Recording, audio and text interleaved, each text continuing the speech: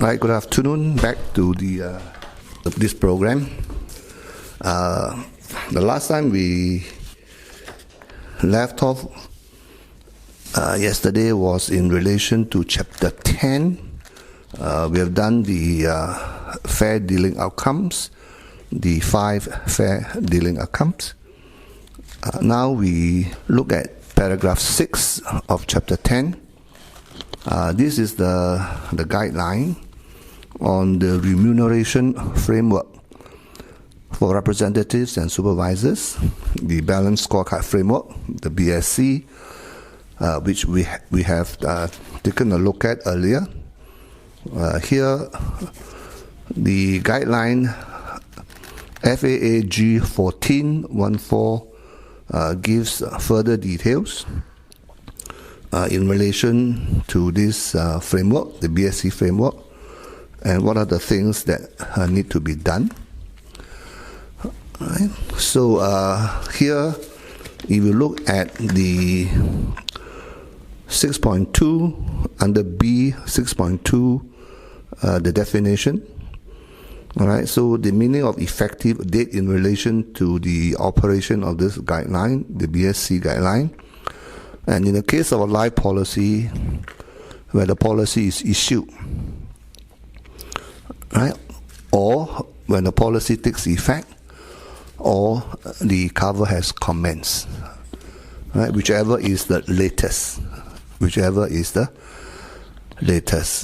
and that's in relation to the life policy, all right, the effective date. In relation to the investment product other than a life policy, a client's application for the transaction has been accepted by the product manufacturer. Now that is the effective date where the BSC notice applies, right, as shown in this particular guideline. Now key to remember is the second definition, the meaning of selected client. Selected client is put in inverted commas, so there is a special definition there. All right, in relation to a financial advisor means any client of the financial advisor who meets, underline this one, any two of the following criteria. The first one is 62 years of age or older. All right, that means this is an older person, a senior. All right, 62 years of age or older. 2 is not proficient in spoken or written English. All right, like I said earlier many times before, all right, a person who is not proficient in spoken or English language, one has to be extra careful, because most of all the documents are written in English. Right? The official language, the lingua franca as it were, is English. So there's a need to explain, there's a need to translate English into whatever language, whether it's Malay or Chinese or Tamil, or even whichever dialect that the customer is conversant with. All right, and then 3 has below GCE O level or N level certifications or equivalent academic qualifications. All right, so this person is known as a selected client. Okay, 62 years old or older, not proficient in spoken or written English, and then below GCE O level or N level or equivalent. All right, this I may wish to call within inverted commas the more vulnerable kind of customers, retail customers. All right, other than a client who meets any 2 of the criteria has been assessed by the financial advisor to possess adequate investment experience and knowledge to transact in the investment product recommended. Well, of course, having said all the 3 points, the 3 criteria, right? So there is, of course, a guideline in this particular case where you assess the client to be conversant, to be experienced, then it is okay. It may not fall under a selected client. Right? So these are the people who are more in a way vulnerable. Right? Now, of course, there is a footnote below in terms of the English language issue. So paragraph B, in relation to the definition of a selected client, does not apply if the representative provided the financial advisory services to a client in a language other than English, which the representative and client are proficient in, and all sales documentations provided to a client is written in that particular language. All right. So if the financial representative knows the language that the client is conversant with, and then all the documents are written in that language, then there's no need to worry about not proficient in spoken or written English. So there is an exception there.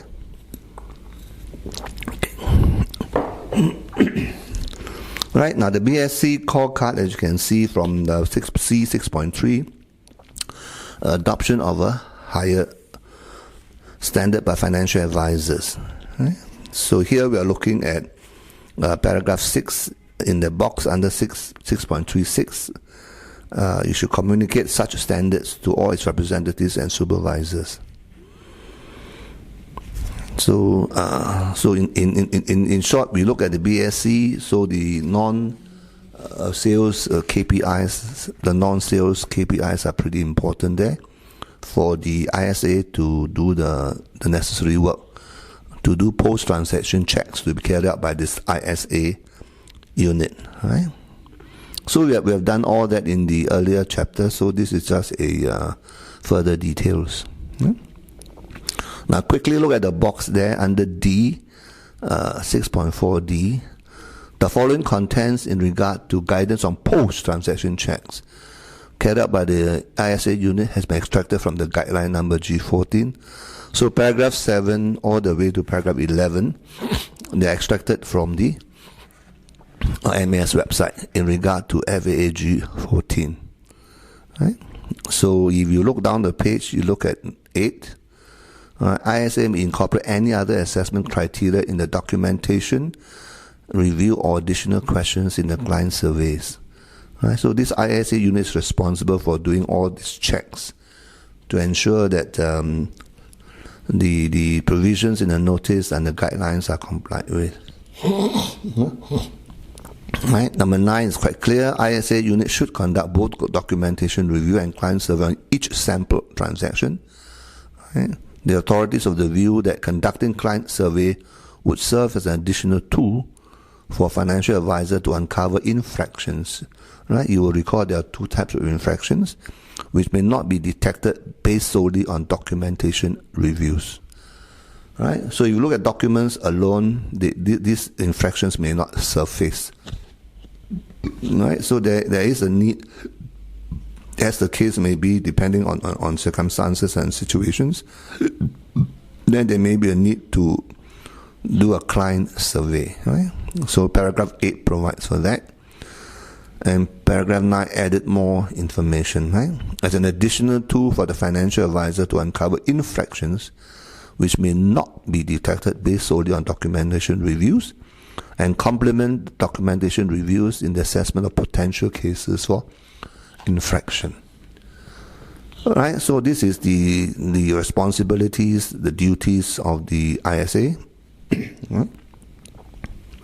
And paragraph 10 gives more guidelines, further guidelines. ISA unit should conduct client surveys via phone calls, face-to-face interactions with the client, or in written form, written surveys, or electronic form, electronic surveys which you send to the client. All right, so you need to check with the client in terms of the sales advisory processes, right? So see whether there's any things, any infractions has been committed by the representative. Right? So a financial advisor may treat a client survey done through phone calls as being closed if the financial advisor is unable to reach the client after three successful calls. Right? So here it is not written whether the calls are successfully done or over a period of time, maybe a gap of 2 hours, 3 hours, or different days, or after 3 unsuccessful call attempts. A financial advisor may treat written surveys or electronic survey as closed if the financial does not receive any response from a client within 2 weeks. Right? In the case of an electronic survey, or 1 month. Right? In case of a written survey, from the date the survey is sent out.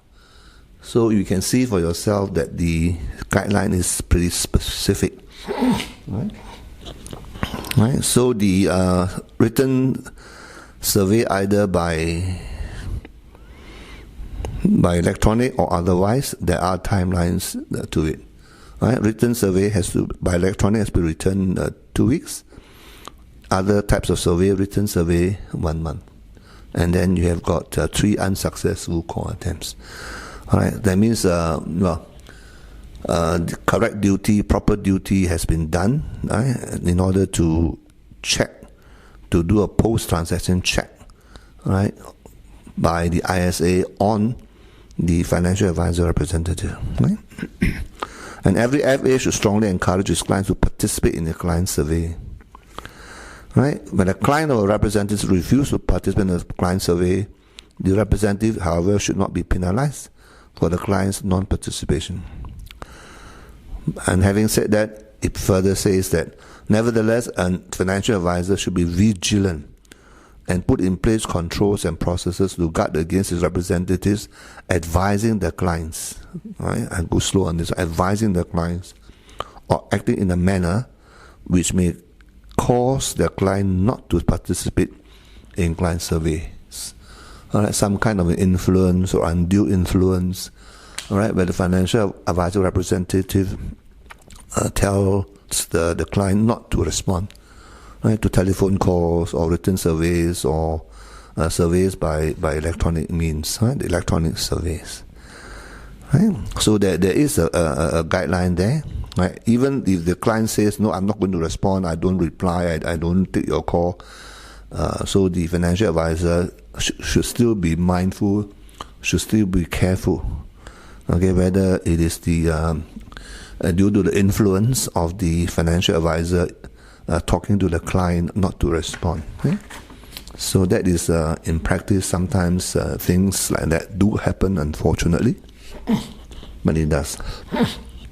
All right, then paragraph E, very quickly, they look at the classification of infractions, which you have done as well.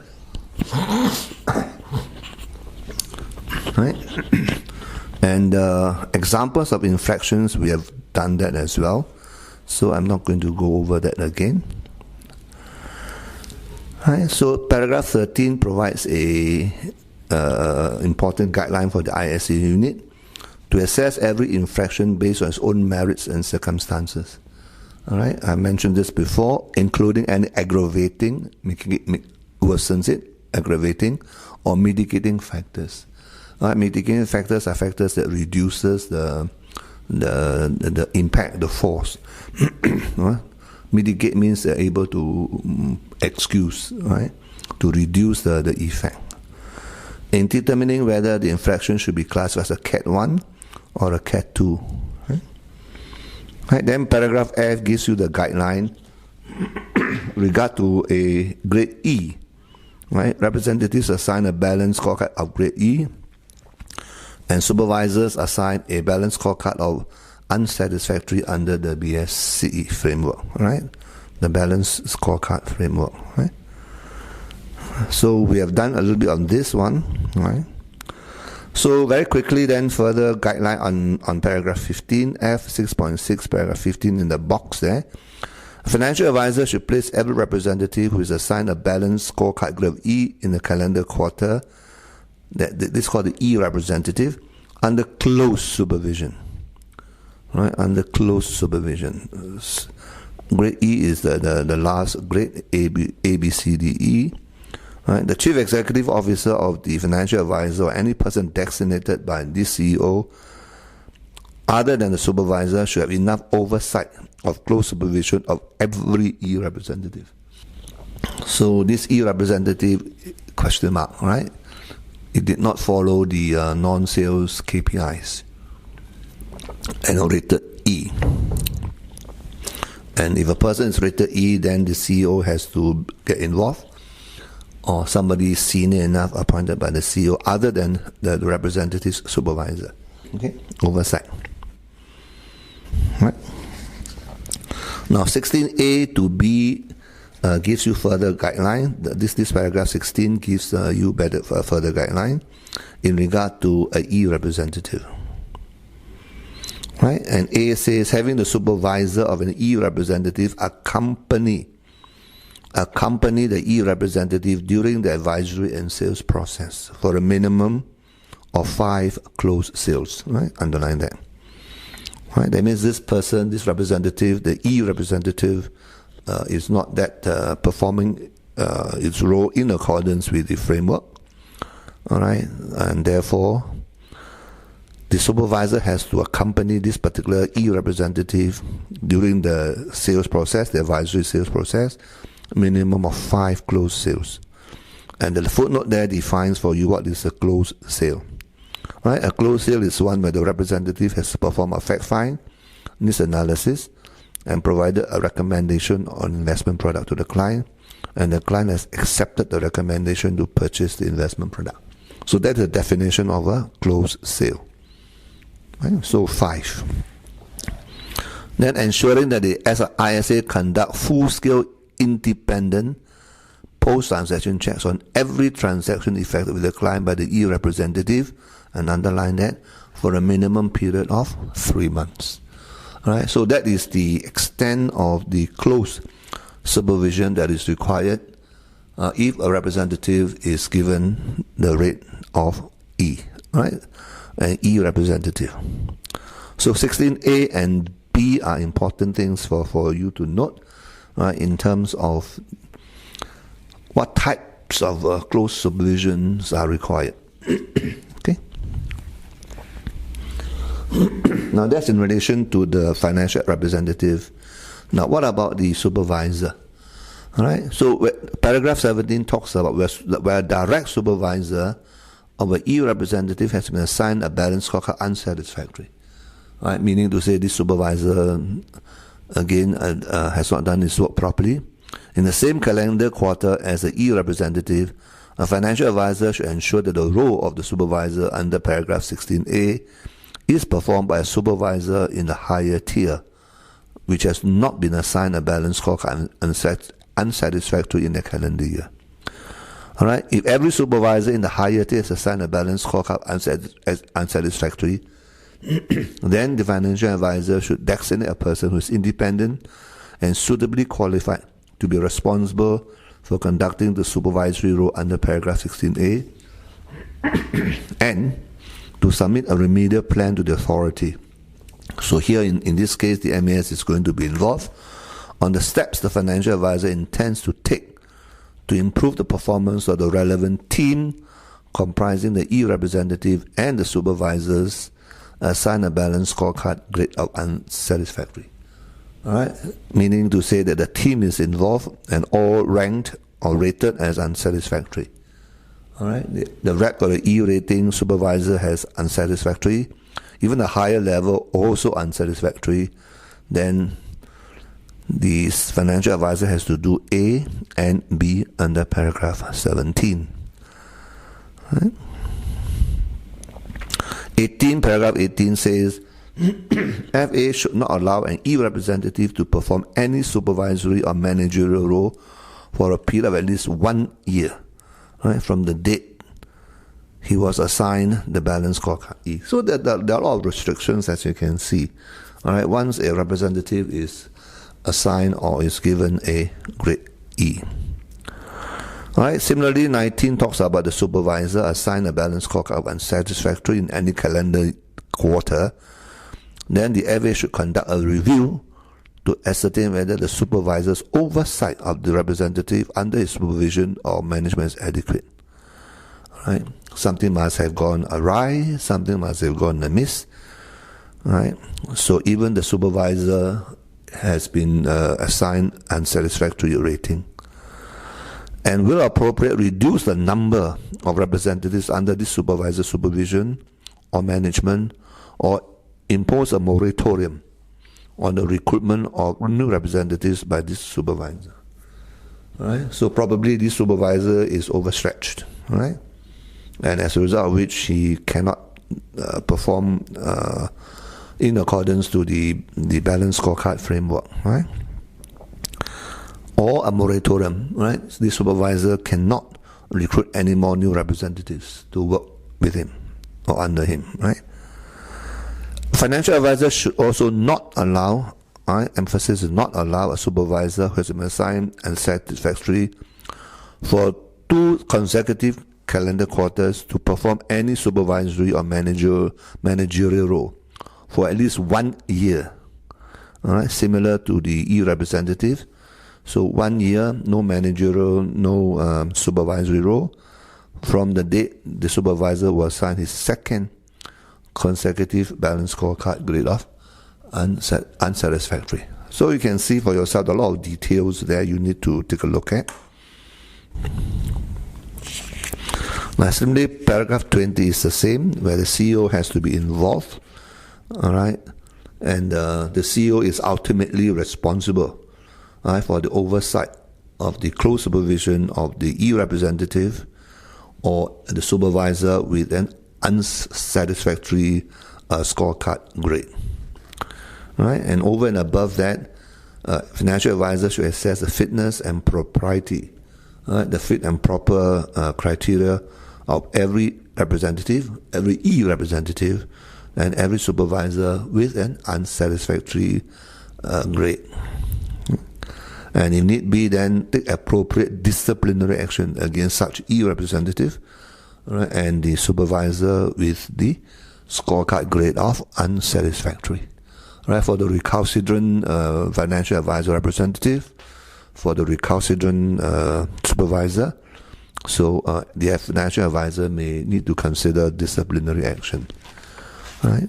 So this is in relation to ensure that the customers are given the best deal. Right? Again, know your client, right? Financial objectives, investment objective, financial situation, needs, right? So that the product recommended or the advice given are suitable for the client. Right? So this is in relation to the balanced scorecard, which again, like the notice which we have gone through, is voluminous. All right. So now you look at G very quickly, reference checks on representatives and supervisors.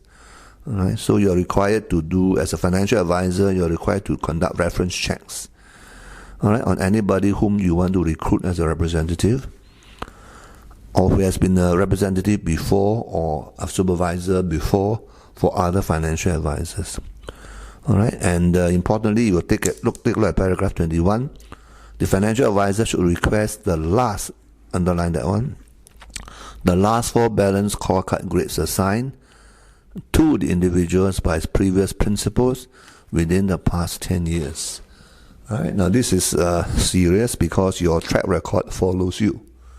All right. So if a financial advisor representative has been assigned a grade E, all right, and it follows you, right? So you go to another financial advisor for employment, all right, and end of the day, this potential employer, this potential financial advisor is required to conduct reference checks. All right, so you can see for yourself it's pretty serious.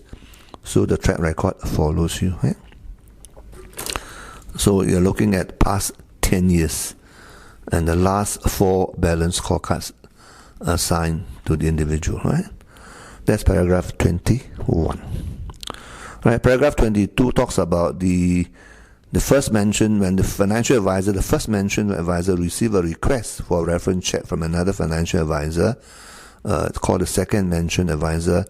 In respect of an individual, the first mentioned financial advisor should disclose to the second mentioned financial advisor the balanced scorecard grades which were assigned to the individual when he was a representative of or a supervisor of the first mentioned advisor.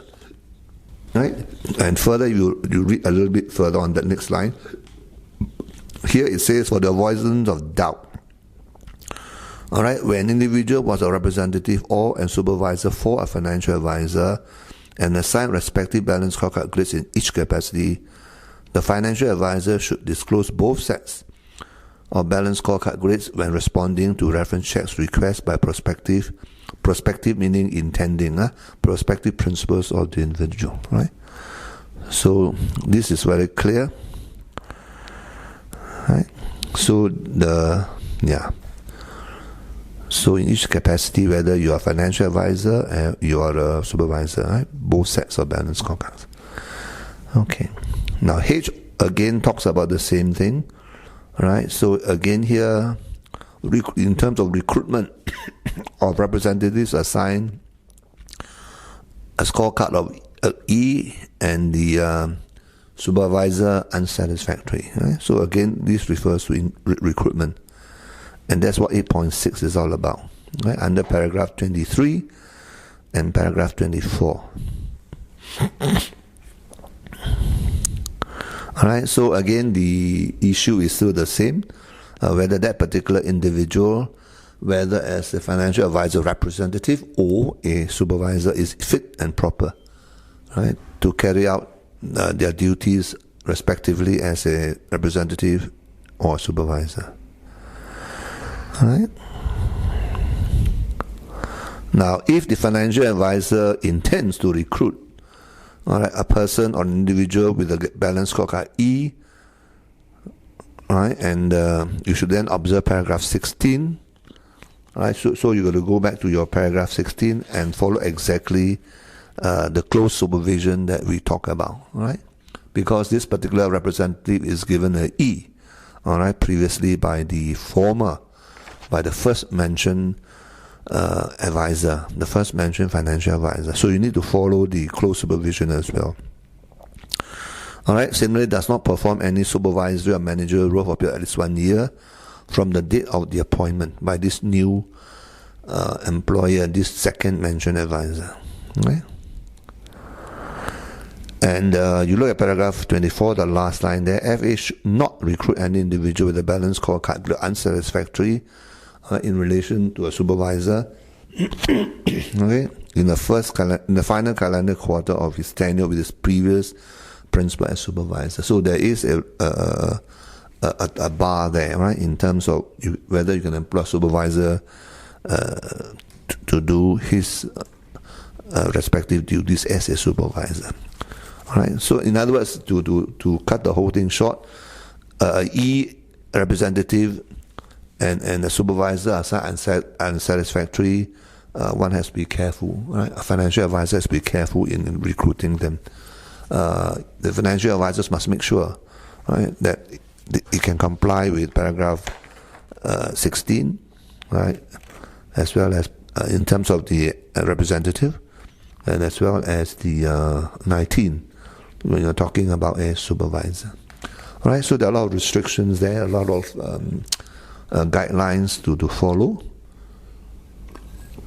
This, of course, obviously to ensure that the E representative cannot hop from one FA to the other and continue to perpetuate the duties that warrant E grade. Right? So this will again circumvent or go around the notice provision under the balance scorecard framework, both for the representative and for the supervisor. Right? Now, if you move down the page, paragraph I under 6.9, these are the pre-transaction checks by supervisors. All right? If you take just like paragraph 25, the first line, strong culture of fair dealing. Right? So we are talking about fair dealing outcomes. We are talking about fair dealing in relation to providing financial advisory services and recommending of products. Some of you may know UK actually has passed a new